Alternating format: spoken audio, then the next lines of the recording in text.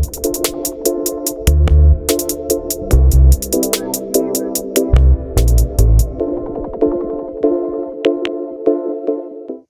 right, welcome to Big Time Basketball, the basketball segment of the Fantasy Fanatics Podcast. I'll be your host once again, James, and I'm joined once again by Nate. What's up, man?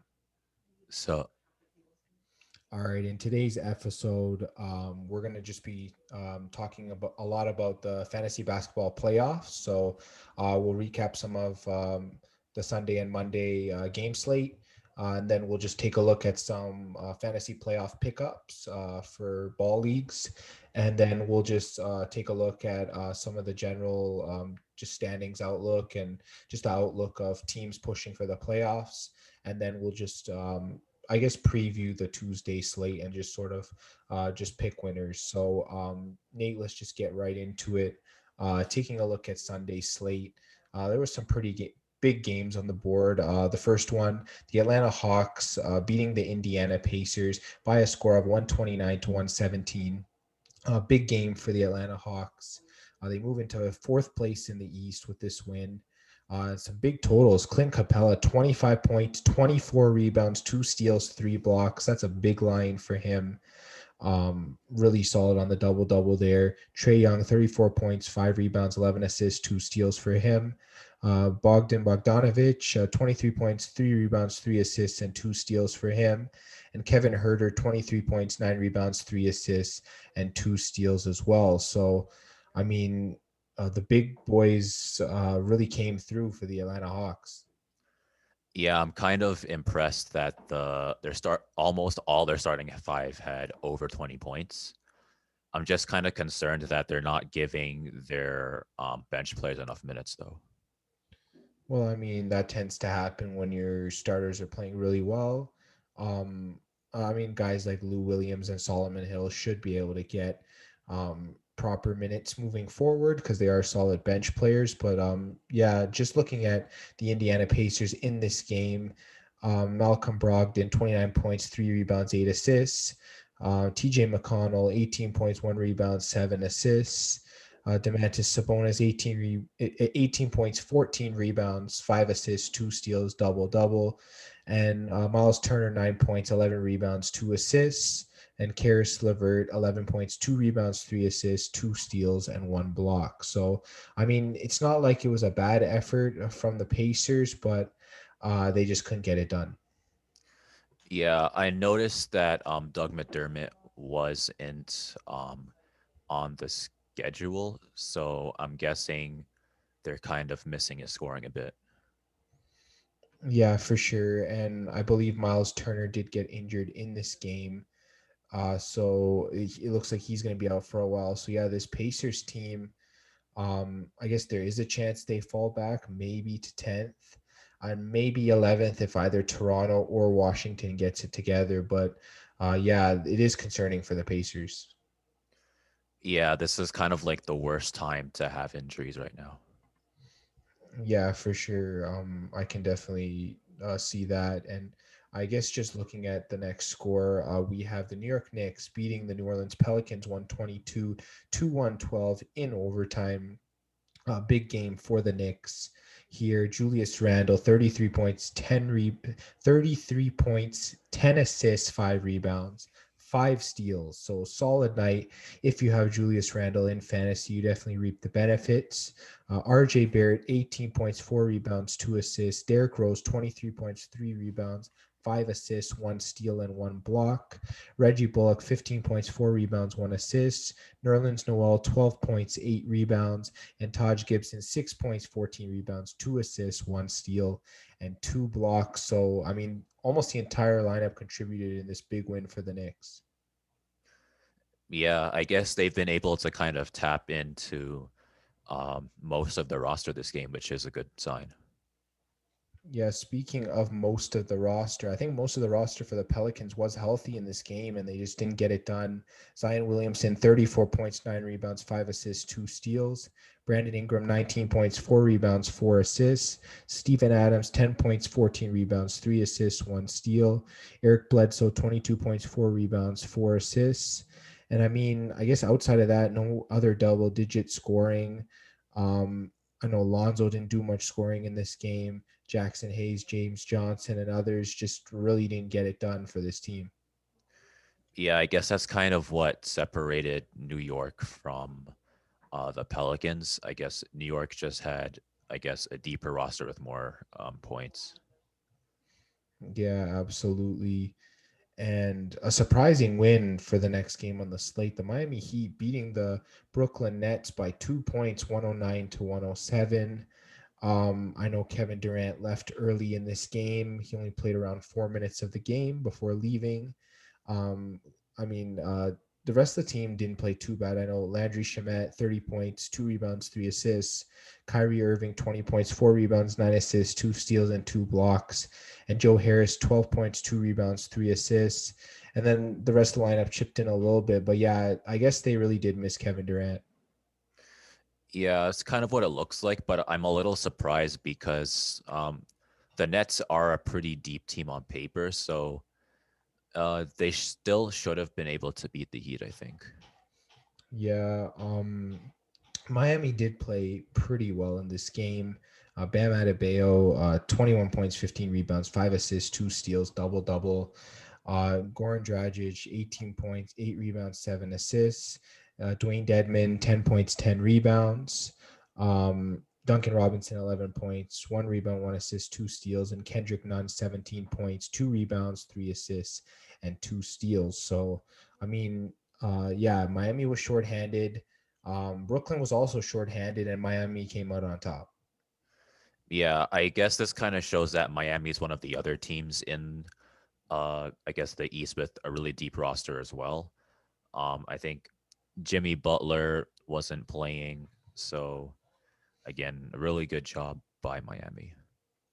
Yeah, for sure. And speaking of another team that's really fighting for a spot in the East, is the Charlotte Hornets. They beat the Portland Trailblazers 109 to 101. And I mean, great game for Charlotte. They played really well. Terry Rozier, 34 points, 8 rebounds, 10 assists, 2 steals, 1 block. So full line for him. Miles Bridges, 19 points, 5 rebounds, 3 assists, 2 blocks. Jalen McDaniels, 13 points, 6 rebounds. And PJ Washington, 23 points, 8 rebounds, 1 steal, and 4 blocks. So they had a pretty solid effort from a lot of their players. Of course, no Gordon Hayward, no LaMelo Ball, as per usual nowadays. And Charlotte got the job done. Yeah, for sure. I think this is a good sign that you can beat a team like Portland without your two best players. Well, I mean, let's not get it twisted. Damian Lillard was not playing in this game. I feel like there would have been a different result if he was playing. But I mean, the rest of the players still played pretty well. Carmelo Anthony, 24 points, 3 rebounds, 2 assists. CJ McCollum, 22 points, 6 rebounds, 6 assists, 2 steals for him. Yusuf Nurkic, 12 points, 6 rebounds, 2 assists, 1 steal, 2 blocks, full line there. And Norman Powell, 17 points, 3 rebounds, 2 assists, and 2 steals. And then Enes Kanter adds 12 points to go with his 7 rebounds. So it looks like the rest of the team chipped in pretty well, but I guess they just couldn't get the job done. Yeah, I guess they were kind of missing Damian Lillard to kind of, I guess, push them over.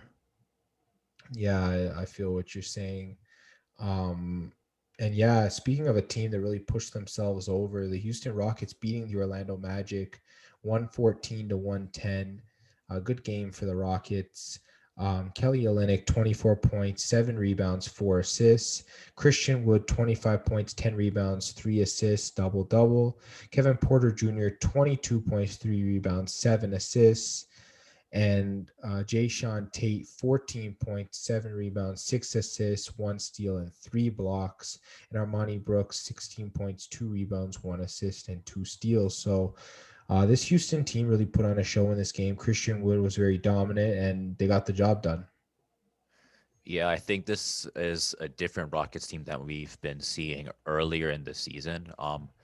They made some good trades and they found out how to, I guess, win games. Yeah, for sure. And just looking at some of the stats from the Orlando Magic, Dwayne Bacon, 22 points, 3 rebounds, 2 assists, 3 steals. Wendell Carter Jr., 11 points, 10 rebounds, 1 assist. Gary Harris, 16 points, 1 rebound, 3 assists.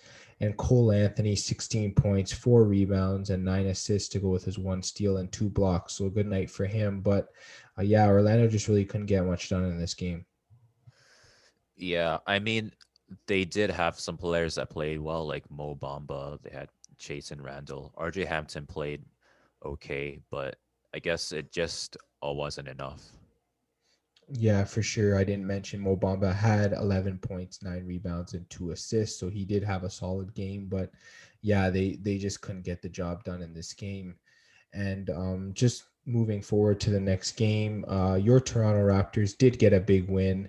It was against a lower team than them, the OKC Thunder, 112 to 106, but still a good win for the Raptors considering all the players that were not playing.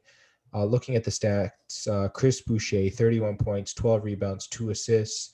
Gary Trent Jr., 23 points, 5 rebounds, 1 assist, 5 steals, and 1 block. So a full line there for him. Malachi Flynn, 15.7 rebounds, 5 assists. And Utah Watanabe, 10 points, 4 rebounds, 4 assists. And Freddie Gillespie, 10 points, 2 rebounds, 1 assist. And Stanley Johnson had 12 points to go with his 3 rebounds, 1 assist, and 2 steals. So they got a lot of contributors even off the bench. Yeah, I mean the Raptors did have a lot of players who were injured, or I guess they were on the injured list. I think they got fined because of that, but I'm happy they were still able to get the win regardless. Yeah, for sure. And just looking at some of OKC stats, Lou Dort, 29 points, 4 rebounds, 2 assists. Darius Bazley, 16 points, 8 rebounds, 1 assist. And Isaiah Roby, 11 points, 8 rebounds, 3 assists. And Kendrick Williams, 12 points, 2 rebounds, and 2 assists. But other than that, there wasn't much scoring for this Thunder team. Yeah, I guess it was another situation where they just kind of came up short. I think OKC is a pretty good team for how young they are. I think it's just like maybe a matter of like a couple more years, some more experience, and then we might see them rise higher in the standings. Yeah, speaking of a young team, pretty big upset here. Sacramento Kings beating the Dallas Mavericks 121 to 107. Big game for the Kings. Just looking at some of the stats, De'Aaron Fox, 30 points, 4 rebounds, 12 assists, 2 steals, so double-double there. Terrence Davis, 23 points, 3 rebounds, 3 assists. Harrison Barnes, 24 points, 5 rebounds, 1 assist.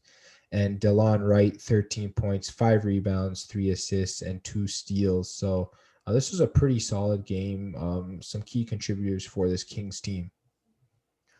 Yeah, I think the Kings were able to add some depth on the bench, and I think it really helped them a lot. Yeah, a couple of former Raptors there, and Terrence Davis and Delon Wright. So you must be, I don't know, bittersweet about that. Well, I'm happy that they're getting used because Terrence Davis wasn't getting enough minutes on the Raptors. So I think I guess it's a good move for him in the end. Yeah, for sure. And just looking at this Dallas team, Luka Doncic, 37 points, 8 rebounds, 4 assists, both his 1 steal and 3 blocks, so pretty solid. Dorian Finney-Smith, 22 points, 4 rebounds, 1 assist. Kristaps Porzingis, 9 points, 11 rebounds, 3 assists. Jalen Brunson, 20 points, 4 rebounds, 4 assists. And I mean, aside from that, not really much else on the scoreboard for the Mavericks. Looks like they really struggled on offense in this game. Yeah, I guess they did have Luca. He went off. Jalen Brunson, he's consistently been scoring a lot, but I guess everybody else besides them and Dorian Finney-Smith, it's been kind of tough. Yeah, it's been kind of a mixed bag. They've been solid for the most part, but I guess they just got to be more consistent. And I guess just speaking of a team that's just so consistent, the LA Clippers beating the Minnesota Timberwolves 124 to 105. Once again, a big game for the Clippers. They've just been so hot as of late. Paul George, 23 points, 7 rebounds, 5 assists, 2 steals. Kawhi Leonard, 15 points, 11 rebounds, 8 assists. Marcus Morris, 19 points, 6 rebounds for him. Ivica Zubac, 13 points, 6 rebounds, 1 assist. Reggie Jackson, 13 points, 3 rebounds, and 4 assists, as well as Luke Kennard with 13 points, 2 rebounds, and 1 assist. So, pretty solid game for the Clippers. They pretty much had most of their lineup back aside from Serge Ibaka, and they played pretty well. Yeah, kind of makes me wonder what happens when Serge comes back. Oh, and I believe Pat Beverly was out also. I didn't mention that. But yeah, when those two guys get back, they'll be a really difficult team to beat for sure. And just looking at the Timberwolves, Anthony Edwards, 23 points, 6 rebounds, 3 assists. Karl Anthony Towns, 16 points, 6 rebounds, 5 assists. Naz Reid, 13.7 rebounds. D'Angelo Russell, 11 points, 1 rebound, 4 assists. And Jaden McDaniels, 11 points, 1 rebound, and 1 assist. So yeah, they just didn't really get a lot of high end scoring. And I guess it's because of this Clippers defense. Yeah, I mean, Kawhi is known for his defense, so I mean, it is pretty hard to score on the Clippers. So, I mean, I they mean, did Paul what they George is a could. pretty good defender too. Yeah, they have like way too many good defenders. So, I mean, they did what they could, but the Clippers are just too good this season. Yeah, for sure. And just moving to the Monday night slate, um, we have the Detroit Pistons beating the Cleveland Cavaliers by a score of 109 to 105. Good win for Detroit. I know that they were missing some players in this game, but they still came out with the W. Frank Jackson, 20 points, 4 rebounds, 2 assists. Sadiq Bey, 20 points, 5 rebounds, 1 assist, 2 steals. Isaiah Stewart, 18 points, 16 rebounds, 3 steals, and 3 blocks. So a big double line there for him. Josh Jackson, 16 points, 5 rebounds, 4 assists. Tyler Cook, 12 points, 3 rebounds, 2 assists. Killian Hayes, 12 points, 3 rebounds, and 9 assists. So, I mean, this whole lineup, like the scoring was pretty spread out for this Detroit team. Yeah, I think this was a really good game from them. Like you said, like pretty much the whole roster was able to get some scoring in. So this is always a good sign from Detroit. Yeah, no Jeremy Grant for them either, and they still pretty much dominated this game. And just looking at Cleveland stats here, Colin Sexton, 28.7 rebounds, 4 assists. Darius Garland, 23 points, 1 rebound, 6 assists, 2 steals. Kevin Love, 15 points, 8 rebounds, 4 assists. Torin Prince, 11 points, 2 rebounds, 1 assist, 2 steals, and Isaiah Hartenstein, 13 points, 6 rebounds, 4 assists, 1 steal, and 3 blocks. So, I mean, it looks like the Cleveland did have scoring, but it just wasn't enough.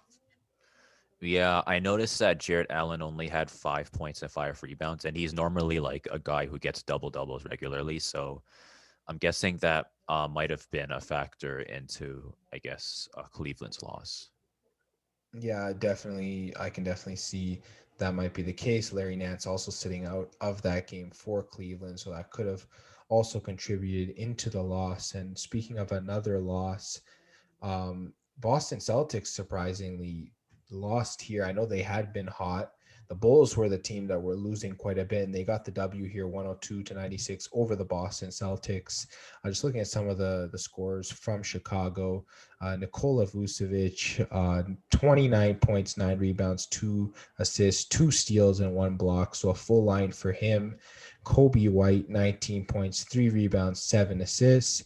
Thaddeus Young, 13 points, 2 rebounds, 3 assists, and 2 steals. So another solid game from him as well. And Garrett Temple added 13 points, 4 rebounds, and 4 assists. So, I mean, without Zach LaVine in this game, Chicago played pretty well. Yeah, I think Vucevic was able to really step up and bring a lot of scoring and kind of carry the team a little bit. But I guess Kobe White, Thaddeus Young, and Laurie Markkinen also made a pretty big contribution as well. Yeah, for sure. And just looking at some of Boston's stats here, Jason Tatum, 14 points, 13 rebounds, 10 assists, triple double for him.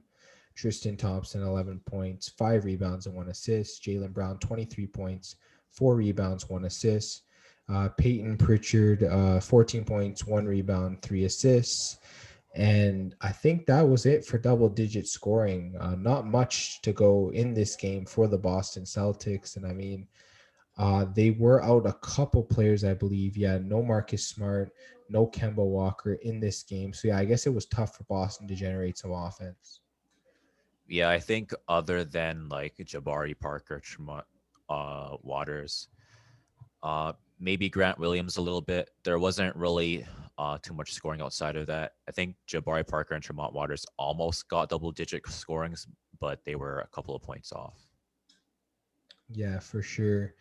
And speaking of a few points off, Golden State really making a statement in the game on Monday, beating the Philadelphia 76ers 107 to 96. Steph Curry with another monster night, 49 points, 3 rebounds, 5 assists. I mean, if no one has said it, let's just say it. He really is the MVP of this team and of this league. This Golden State team would be a lottery team without him. We can both be honest on that fact. They have a poor record without him and an amazing record with him. He just really takes over this game. I mean, people have said for years that Golden State runs through Curry, even during the years where they were completely stacked with Klay Thompson and Kevin Durant. People would still say that the offense runs through Steph Curry, and I think this kind of shows that. Yeah, for sure. He was the main contributor for points on this team. Two other double digit scorers Andrew Wiggins, 16 points, 10 rebounds, 2 assists, so the double double. And then Damian Lee, 12.6 rebounds, 1 assist. No other double digit scorers. I know there was a double digit rebounder, Kevon Looney, 5 points, 15 rebounds, and 1 assist. But yeah, Steph Curry really just ran the table here and just really wiped out this Philly team with his 49 points. Yeah, I wouldn't really expect Philly to lose like this to anybody else, but I guess with Steph Curry, you can't really count out the Warriors. And I mean, he did go up against his brother Seth Curry in this game, 15 points and 5 assists for Seth. So not too bad there. But yeah, I think that Philly really could have used Ben Simmons in this game. I believe Tobias Harris also didn't play in this game. So yeah, a couple big guys out for the 76ers. But Joel Embiid still did his thing in this game, 28 points, 13 rebounds, 8 assists, double double. Furkan Korkmaz, 10 points, 2 assists for him. And Matisse Thybulle, 13.7 rebounds, 1 assist, 3 steals, and 1 block. And Dwight Howard, no points, 10 rebounds, 3 assists. And Tyrese Maxey, 10 points and 2 rebounds to go along with Danny Green's 12 points, 7 rebounds, 2 assists, and 3 steals. So they did have some spread out scoring. It wasn't enough to combat Steph Curry, and yeah, like we said, they were missing a couple players. Yeah, I mean Steph Curry is his scoring is basically like two players playing, so you need at least Tobias Harris back for to I guess kind of mitigate that. And and I mean Ben Simmons is one of the better defenders in the league. So I think he possibly could have held Steph Curry under 49 points. Not sure how much lower he could have held Steph Curry, but I think he definitely would have helped a little bit being back. Yeah, I mean Ben Simmons, he's known for shutting down a lot of players on the perimeter. I think in terms of perimeter defense, he's arguably the best perimeter defender in the league, maybe like top 3 or top 5, I think. So, yeah, that definitely would have helped. Yeah, and speaking of getting help, DeMar DeRozan in the lineup for for the San Antonio Spurs in this game, and they beat the Indiana Pacers 109 to 94. DeRozan with 18 points, 8 rebounds, and 6 assists. Derek White 25 points, 3 rebounds, 4 assists. DeJounte Murray, 11.7 rebounds, 7 assists. Jakob Pertl, 16.7 rebounds, 1 assist, 2 steals, and 1 block. Keldon Johnson, 14.6 rebounds, 2 assists. And Drew Eubanks, 9 points, 13 rebounds, and 1 assist. So, I mean, the scoring was very spread out for the Spurs, and they really got it done in this game. Yeah, it's a really good game, especially by DeRozan. Pretty happy that he was able to, I guess, perform pretty well. And really good game by Derek White as well. Yeah, and just looking at some of the scores for the Pacers, Malcolm Brogdon, 18.6 rebounds, 5 assists. Karis LeVert, 18 points, 4 rebounds, 2 assists. Oshai Brissett, 13.6 rebounds. And I believe they only had 3 double-digit scorers. Yeah, it was a really rough game for the Pacers. They were missing Sabonis, missing Miles Turner, missing other players as well. And yeah, they just couldn't get it done in this game. Yeah, it was kind of unfortunate. Doug McDermott did come back, but he hasn't been able to play to his full potential yet. I think he came off an ankle sprain, but I guess hopefully going forward, the Pacers will be able to, um, I guess, get some more wins. Yeah, for sure. And speaking of a team that just got another win, Miami with another win Monday night, beating the Houston Rockets 113-91. Big game for Kendrick Nunn, 30.7 rebounds, 8 assists. So he really balled out for this team. Goran Dragic, 19.6 rebounds, 5 assists. And Dwayne Dedman, 12.6 rebounds, 1 assist, 1 steal, 2 blocks for him. Andre Iguodala, 16.6 rebounds, 7 assists, 2 steals, and 2 blocks for him. Duncan Robinson, 19 points, 5 rebounds, 4 assists. And yeah, the Miami Heat played pretty good without Bam Adebayo, Tyler Hero, and Jimmy Butler. Yeah, they were on fire. I, th- I guess this kind of shows how deep Miami is, and I guess yeah, they're a really deep team, and they have a lot of good players. So hopefully, this is kind of like their playoff form. I guess the Heat brought the heat in this game. Yeah, the Heat from Florida. And just looking at the Rockets scoring here, Kevin Porter Jr., 18 points, 2 rebounds, 3 assists. Christian Wood, 18 points, 7 rebounds, 3 steals, and 2 blocks. Kelly Olynyk, 10 points, 8 rebounds for him. Jayshawn Tate, 10 points, 5 rebounds, 3 assists. John Wall played in this game with 14 points, 4 rebounds, 6 assists.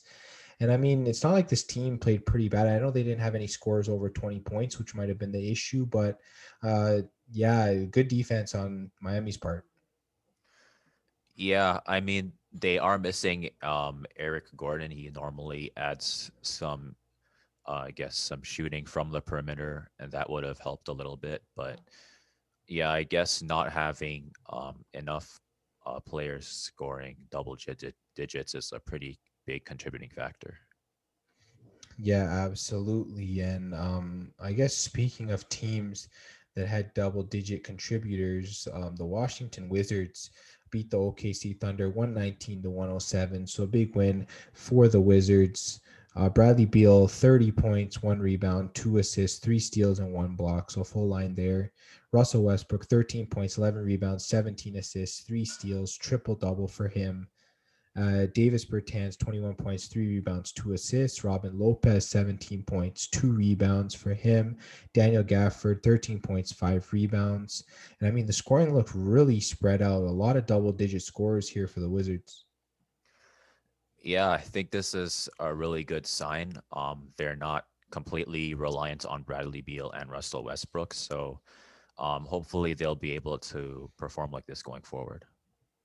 Yeah, and just looking at the scoring from OKC, Darius Bazley, 26.7 rebounds, 3 assists. Kendrick Williams, 15.7 rebounds, 3 assists. Theo Maledon, 14.7 rebounds, 5 assists. Tony Bradley, 16 points, 3 rebounds. Svi Mikhailiuk, 11 points, 2 rebounds, 3 assists. And Ty Jerome, 11 points, 5 rebounds, and 3 assists. So, I mean, the scoring was pretty spread out for this OKC team, but they just couldn't go up against the high end scorers from Washington. Yeah, I guess it's kind of tough because they do have Bradley Beal and Westbrook, and basically the entire Wizards team was really good. Um, OKC was also pretty good, but I guess it just wasn't enough. Yeah, for sure. And speaking of nail biters, a real nail biter here, overtime. Phoenix Suns beating the Milwaukee Bucks 128 to 127. That's as close as it gets. I mean, winning a 1 point game in overtime is no joke. Big night for players from the Suns. Devin Booker, 24.7 rebounds, 7 assists, 3 steals, 1 block. Chris Paul, 22 points, 13 assists, 7 rebounds, and 1 steal. Mikal Bridges, 21 points, 1 rebound, 2 assists. DeAndre Ayton, 20 points, 13 rebounds, 2 assists, so double-double for him. Cameron Payne, 12 points, 1 rebound. Cameron Johnson, 13 points, 1 rebound, 1 assist. So a whole heap of double-digit scores here for the Phoenix Suns with a big win over the Bucks. Yeah, this was a really clutch win. I think they only had a few of their players who had like a lot of minutes, and they had um under I think under like double digits. It was only like Jay Crowder, Torrey Craig, and Dario Saric. Yeah, I mean, this Suns team played pretty well, but we can't diminish what the Milwaukee Bucks did in this game. Giannis Antetokounmpo, 33 points, 8 rebounds, 2 assists. Chris Middleton, 26 points, 7 rebounds, 5 assists, and 2 steals. Drew Holiday, 25 points, 4 rebounds, 8 assists, and 2 steals for him. And surprisingly, a game that went to overtime only featured 3 double-digit scores for the Milwaukee Bucks. I think that might have been their downfall in this game. Yeah, I noticed that Bobby Portis didn't play to his best. He's normally a double digit scorer. I guess Pat Connaughton, he was like 1 point off double digits, but he played all right. Dante DiVincenzo, he played all right as well, but he was just a little bit off from double digit scoring. So I guess it was kind of an off night for a few of their players. Yeah, for sure. I guess we could definitely say that. And just looking at some of the games still in progress on Monday as we are recording, Memphis leading the Denver Nuggets in overtime of their game, and the Utah Jazz leading the LA Lakers in the third quarter of their game. So that's just where those games are at the time of our recording. So let's just move into a new segment called Playoff Pickups. We're going to be giving some teams that are going to be great looks for pickups for your fantasy basketball playoffs, as most leagues have moved into the playoff stage of fantasy basketball. So, Nate and I are going to give a few teams that we like that have not only favorable schedules, but an excellent pool of players, as well as teams that are still in the thick of it in trying to make the playoffs. And I guess you can just find a lot of good values in terms of pickups from those teams. So, Nate, you start off with one of your teams. Who do you recommend people picking up players from for their playoff schedule? I guess the first team I would recommend is Boston. They do have some good deep league pickups. I think one example of that would be Tristan Thompson. He gets decent amount of category coverage for a power forward and a center. So I guess I would recommend Boston. Their schedule right now is, I think, Phoenix, Brooklyn, Charlotte, and OKC. So there's like a couple of teams that are going to be tough wins, but they have two teams that are very beatable for them. All right, for sure. And just looking at the first team on my list, I have the San Antonio Spurs. Might be a little bit biased, but there might be some truth to it as well.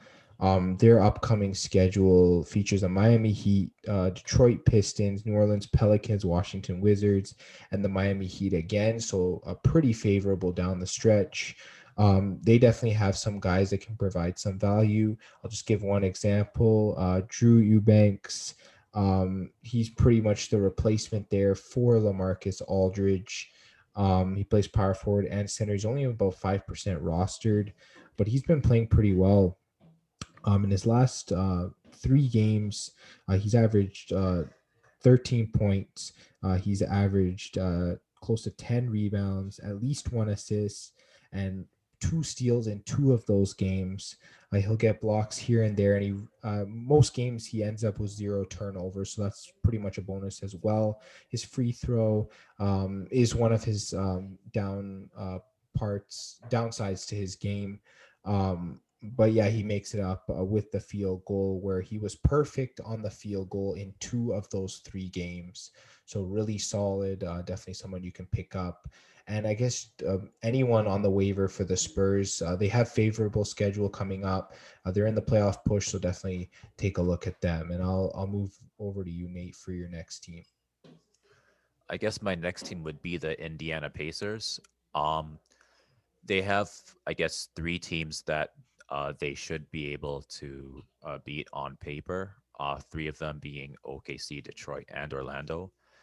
Portland, it's going to be a little tough, but um, I think Damian Lillard is missing, so they should still be able to, I guess, compete. Miles Turner is injured indefinitely, so the their bench players should be getting more minutes. And I think a player that would be a good example for this team would be Doug McDermott. Throughout the season, he's been a double-digit scorer, and he's had moments where he's had 20 points. He shoots a lot of threes, and his turnovers are really low. He normally doesn't get more than 3 turnovers a game. So I guess Indiana's a good choice to pick for the waiver. Yeah, absolutely. I can definitely agree with that. They're definitely in the thick of things as well in the Eastern Conference. I guess speaking of another team in the thick of things in the Eastern Conference, I have the Miami Heat here. They've been playing really well as of late. They're around 7th in the East. Their upcoming schedule: the San Antonio Spurs, the Atlanta Hawks, the Chicago Bulls twice in a row, and then back to playing the San Antonio Spurs. So definitely favorable. They can win all 5 of those matchups the way they've been playing. And if Bam and Jimmy Butler do come back, that'll definitely be a boost for that team. But if not, there's definitely a lot of guys that will be filling in. One of them being Kendrick Nunn.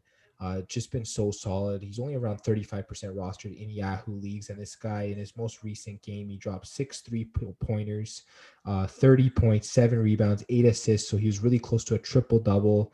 He only turned over the ball twice while playing almost 40 minutes. So pretty good ball control there for him. Um, and 60% field goal is nothing to sneeze at. Really solid. Kendrick Nunn, he'll definitely be getting the minutes, assuming those 2 guys are out. And he's still a solid bench player even when they're in. So definitely take a look at Kendrick Nunn and many of the other supporting cast players for the Miami Heat. And I'll get to you for your third team. So my third team is going to be the Golden State Warriors. I noticed that they have a lot of deep league pickups that are available in almost any league out there, and the players that are available are pretty decent. Example of that would be someone like Jordan Poole, who's been getting multiple double-digit games. He has decent category coverage. Turnovers are a little shaky at times, but for the most part, he doesn't really get more than 3. I think he's only had 1 game with more than 3 turnovers. He shoots the 3 a lot. His free throw percentage is pretty decent. He's been getting a lot of minutes.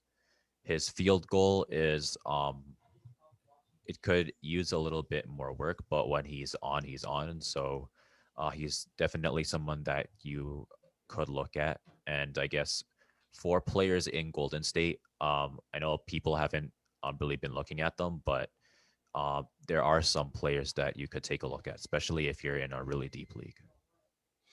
Yeah, absolutely. And I have one more team on my list as well. I have the New York Knicks. They are 6th in the East as we speak. So they have been playing a lot better, and they're in the thick of things in the East. So that's really key. They're going to be in a lot of good competition, and they have a favorable schedule as well. You got the Charlotte Hornets, the Atlanta Hawks, the Toronto Raptors, the Phoenix Suns, which will be a challenging game for them. That's no question. But then they also play the Chicago Bulls. So primarily, most of those teams are underneath them in the standings. So definitely a chance for them to get some clutch wins there.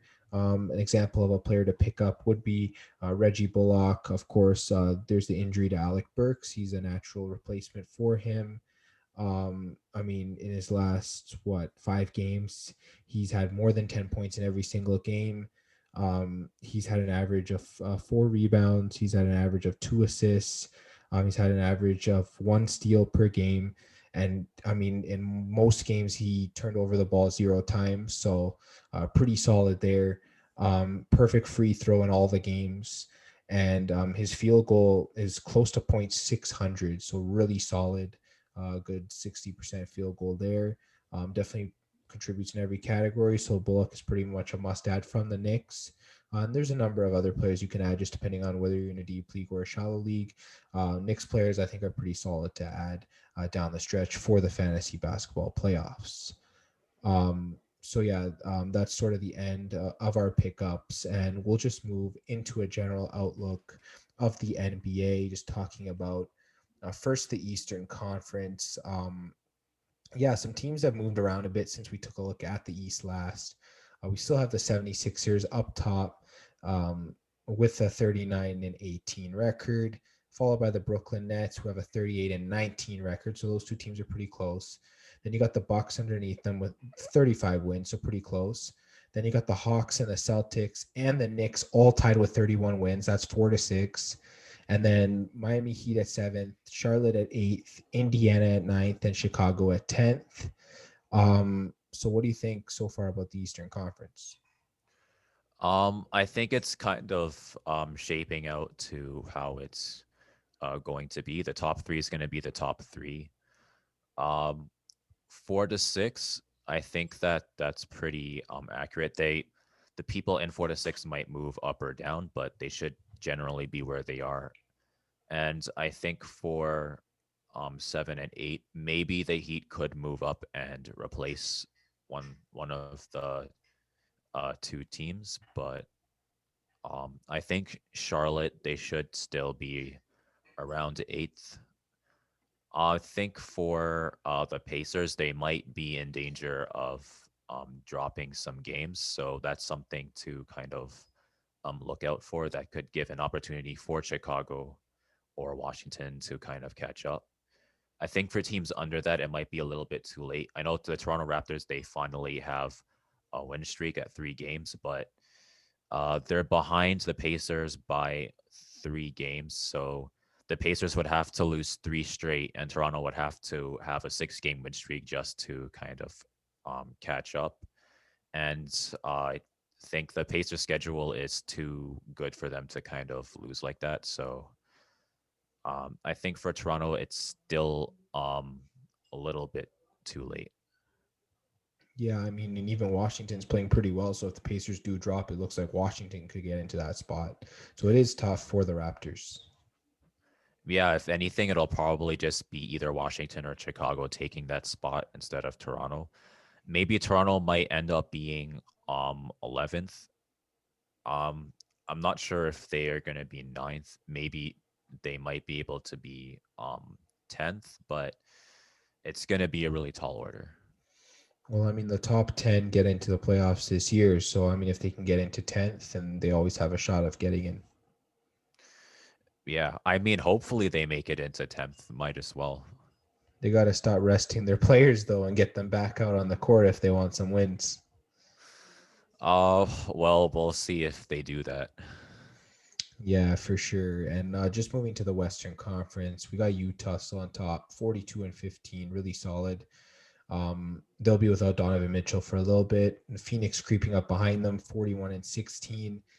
They have a good outside shot of getting first seed. And so do the LA Clippers, 40-19. Um, the top three teams are 2 wins apart. Who do you think could get the top seed? It's gonna be a really close race for sure. Utah has the, I guess, biggest chance of that, I think, because of their losses. They have the least losses in the league, I think, with only 15 losses. They're ahead of Phoenix by, I think, 1 game, and the Clippers by about 4. So maybe Phoenix can overtake them. It'll depend on, I guess, how long Phoenix can kind of keep their streak and how long it'll take for Utah to break their losing streak. So I think it'll either be Utah or Phoenix.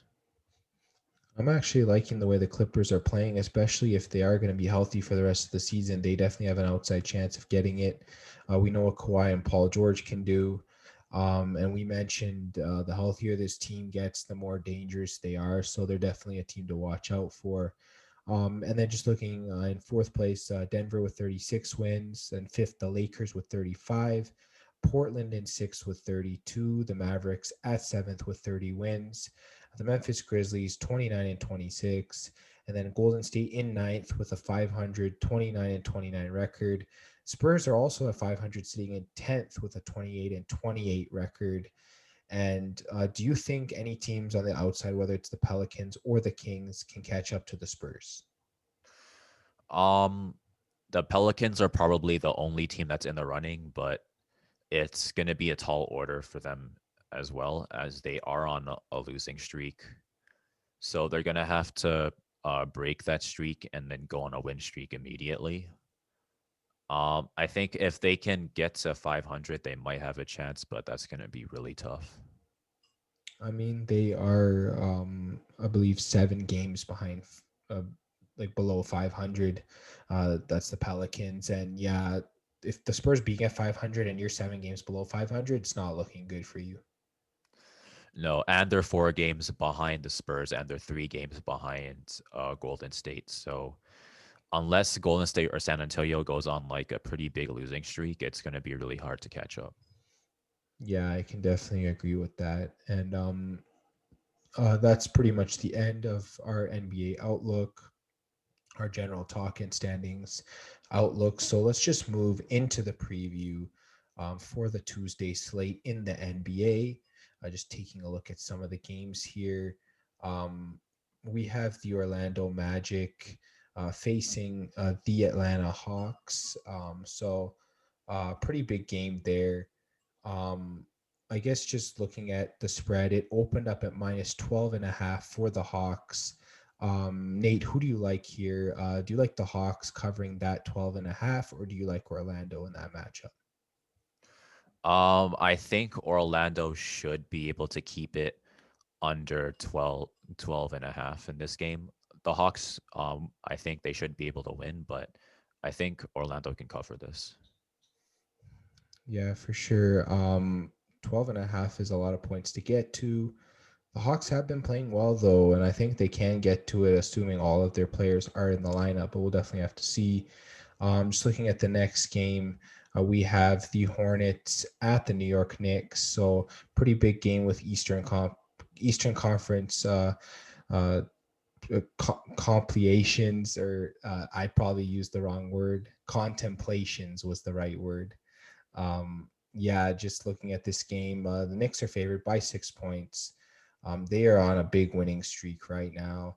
And I don't see it stopping here. I like the Knicks. Yeah, give me 6 points. Give me more than that. The Knicks should win this game. I guess I'll be a little bit different and say that the Hornets might have a chance, or they would have had a chance if Gordon Hayward or LaMelo Ball is in. But I think in this case, uh, if they're not in, then take the Knicks. Yeah, and there's another game here that's interesting. The spread for this game opened up at -1 for the Brooklyn Nets against the New Orleans Pelicans. I guess it means Kevin Durant, James Harden, and others must be out of the lineup. So if that's the case, would you still take the Nets to win, or do you like the Pelicans here? -1. I guess it's gonna be really close. So it's pretty much just who do you think's gonna win. Hmm. So in this case, I think you could still go with the Nets. Yeah, for sure. And yeah, I think the same thing as long as they have one superstar in, whether it's Kyrie or whether Kevin Durant does come back, I feel like the Nets should be able to win this game, but we'll definitely have to see. And just taking a look at the next game, we have the LA Clippers at the Portland Trail Blazers. I don't know if um, Damian Lillard will play in this game. We'll definitely have to see. Um, If he does, I believe the Clippers are favored at -1 because I think that they believe that most players from both teams will play in this game. So do you like the Clippers to win or do you like Portland here? I still like the Clippers to win. I think the Clippers are a little bit deeper with Lillard out, and I'm not sure if he's gonna be available for the Portland Trailblazers. So I guess we will have to see about that.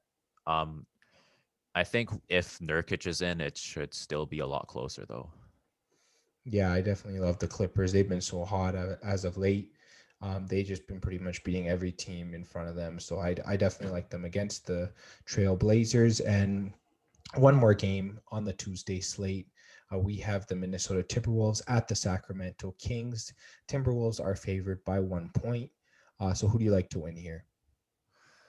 Um, it's gonna be kind of tough. I guess it's a bit of a toss up. I still kind of like the Kings though. I think they are on a win streak, so if they keep their win streak up, maybe they'll be able to cover against the Timberwolves. Yeah, I think I like the Kings as well. They've been playing pretty solid as of late. It might be tough for them against the Timberwolves, but I think that they can still pull it out. Yeah, especially if they get all their guards to score. I think that's kind of the one thing they have over the Timberwolves. They have more, I guess, more depth at the guard position. Yeah, absolutely. And that pretty much concludes the preview segment of Big Time Basketball. Um, and that's pretty much the end of the episode. So, Nate, thanks again. And if you want picks for NBA, NHL, you want to see which pickups that we have from the podcast, definitely check us out on Instagram and Twitter at FanFanPodcast.